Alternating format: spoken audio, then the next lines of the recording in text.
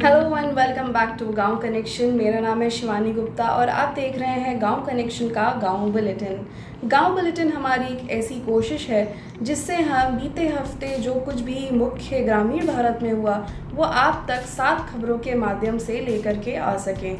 तो देर किस बात की, आइए देखते हैं इस हफ्ते का गांव बुलेटिन। इस साल बढ़ती गर्मी से पूरा देश परेशान है। शहरों में जहां लोगों के पास एसी, कूलर्स, ठंडे पानी पीने का इंतज़ाम होता है, वहीं गांव में लोग तपती हुई धूप में काम करने को मजबूर हैं। इससे उनके स्वास्थ्य पर भी असर पड़ रहा है। दिन भर काम करने के बाद उनको रात में चैन की नींद भी नसीब नहीं होती, क्योंकि देखा जाए तो न्यूनतम तापमान भी बढ़ रहा है। स्वास्थ्य के साथ साथ उनके काम करने की क्षमता भी घट रही है और देखा जाए तो इसका असर सीधा देश की जीडीपी पर भी पड़ सकता है। एक रिपोर्ट के अनुसार हीट वेव्स के कारण 2030 तक लगभग 3.5 करोड़ लोगों को भारत में रोजगार गंवाना पड़ सकता है।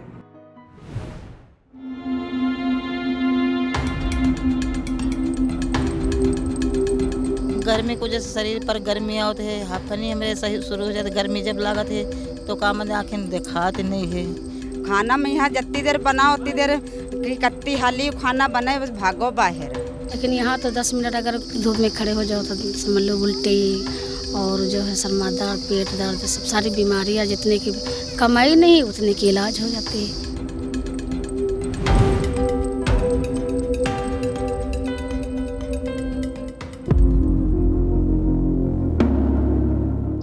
गर्मी में कमाई इसलिए हो जाती है कम कि धूप ज़्यादा होती है, आदमी टिक नहीं पाता काम पे।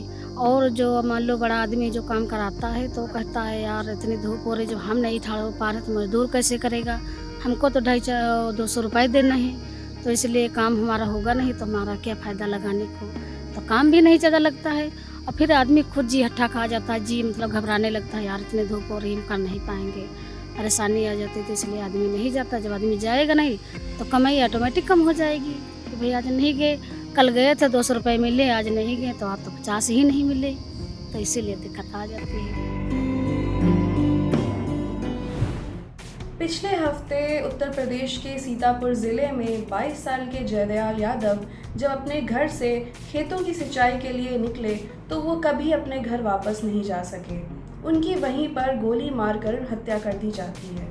लड़ाई इस बात की थी कि खेतों में पहले सिंचाई कौन करेगा। ऐसा ही एक हादसा बाराबंकी ज़िले में अगले दिन हुआ। सिंचाई को लेकर के ग्रामीण भारत में अक्सर ऐसी झड़प होती रहती है, लेकिन इन घटनाओं का जानलेवा हो जाना चिंताजनक है। ये विवाद क्यों होते हैं, क्या कारण से होते हैं, इस ग्राउंड रिपोर्ट में हमने ये सब जानने की कोशिश करी है। आइए देखते हैं गांव बुलेटिन की हमारी दूसरी स्टोरी।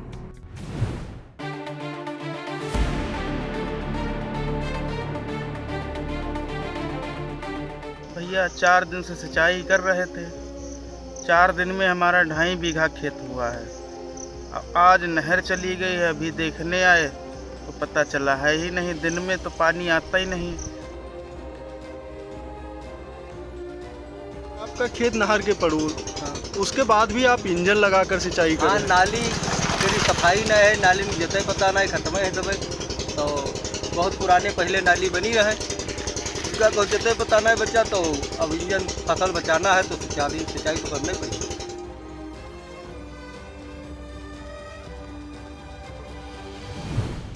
हाल ही में 4 जून को लखनऊ में मोबाइल गेम खेलने से मना करने पर एक बेटे ने अपनी मां को गोली मार दिया। इस घटना के बाद से तमाम ऐसे अभिभावक हैं जो ये सोचने को मजबूर है कि उनके बच्चे भी तो गेम खेलते हैं, कहीं वो भी ऐसा कोई कदम ना उठा लें। वर्ल्ड हेल्थ ऑर्गेनाइजेशन ने तो इस बीमारी को एक नया नाम दिया है जिसको गेमिंग डिसऑर्डर कहते हैं। गांव कनेक्शन की इस ग्राउंड रिपोर्ट में देखिए कैसे मोबाइल गेम्स ने अभिभावकों को परेशान कर रखा है और कैसे बच्चों को इस लत से बचाया जा सकता है।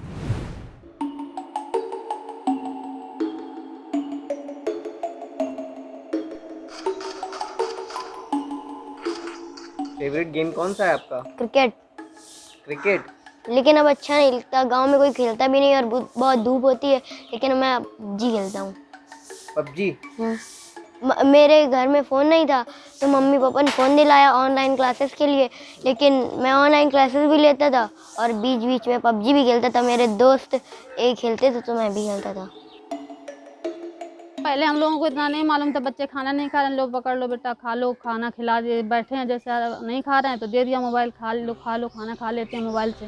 तो हम लोग भी अपना करते रहे, लेकिन जब से अभी ये केस हुआ है, जब से सुन रहे हैं सब चीज़ें, तब से थोड़ा अब कम करने की कोशिश कर रहे हैं कि धीरे धीरे कम करें।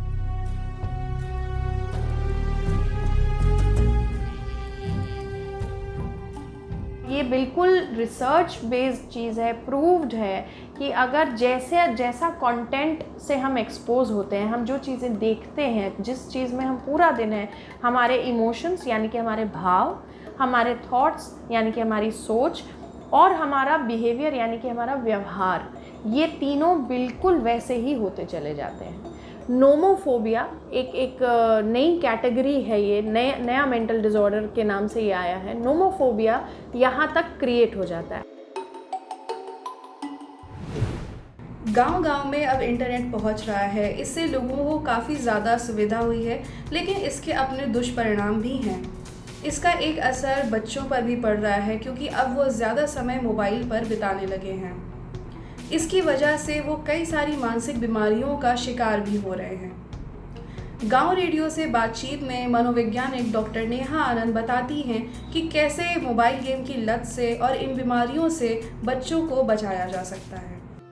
फ़ोन सिर्फ एप्लीकेशन बेस्ड नई चीज़ है या गेम्स के लिए नहीं है या एंटरटेनमेंट का साधन नहीं है। ये एक ऐसा इलेक्ट्रॉनिक डिवाइस है जो ख़तरनाक हो सकता है। ये एक मशीन है, तो इसमें आपको, अगर आपने बच्चे को फ़ोन दिया है तो उसके बारे में कुछ और सेटिंग्स की जानकारी रखनी पड़ेगी, जो शायद कुछ ऐसी मुहिम चलानी चाहिए। क्या जानना चाहिए कि पेरेंटल सुपरविज़न, जो चाइल्ड लॉक होता है या पेरेंटल सुपरविज़न आपके आईपैड हो या कंप्यूटर हो या मोबाइल हो, जिसमें ये एक ऑप्शन दिया रहता है।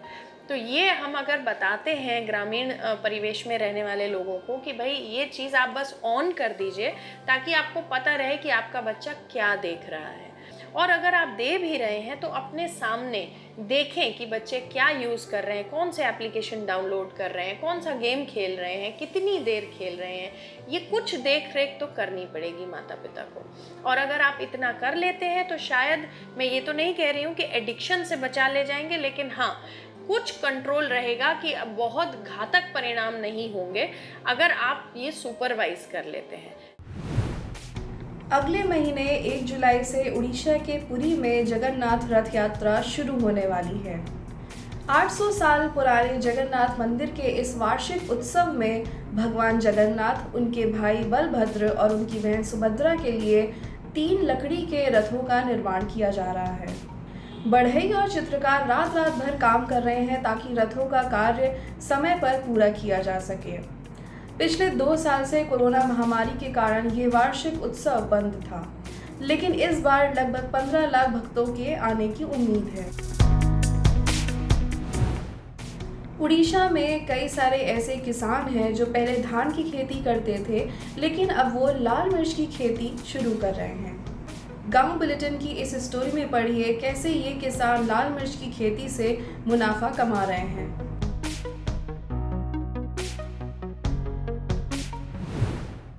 आप में से कई लोग महाराष्ट्र की वर्ली कला, बिहार की मधुबनी कला के बारे में तो जानते होंगे, लेकिन क्या आप बुंदेलखंड की चितेरी कला से वाकिफ हैं? ये कला अक्सर गांव में मिट्टी के मकानों पर शुभ अवसर पर बनाई जाती थी, जैसे कि शादी के घरों में। ये कला अपने आप में खास और अलग है, इसको बनाने का तरीका भी एकदम अलग है। गांव बुलेटिन की हमारी 7वीं स्टोरी में देखिए बुंदेलखंड की चितेरी कला।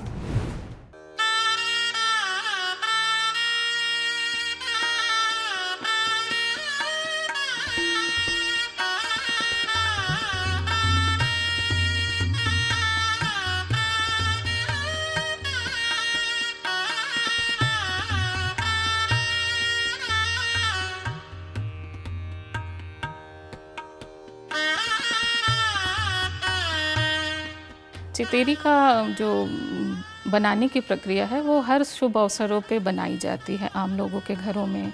दीवार पे उसका अंकन करते हैं। और इससे हमें एक ये भी चीज़ें दिखती हैं कि जो लोक कला है किस तरह से हमारी खुशियों में शामिल होती है।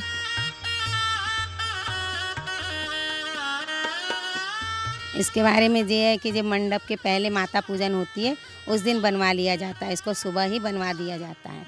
इससे ये मालूम पड़ता है कि यहाँ पर लड़के की शादी है। अगर लड़के का पहले नाम लिखा है तो लड़के की शादी है, अगर लड़की का लिखा होगा तो लड़की की शादी इस घर से हो रही है।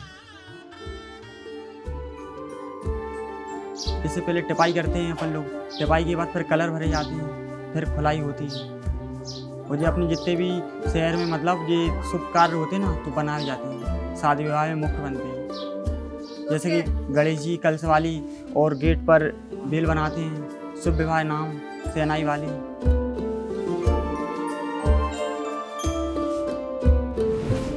तो इस बार के गांव बुलेटिन में सिर्फ इतना ही। उम्मीद है कि इस हफ्ते का गांव बुलेटिन भी आपको बहुत अच्छा लगा होगा।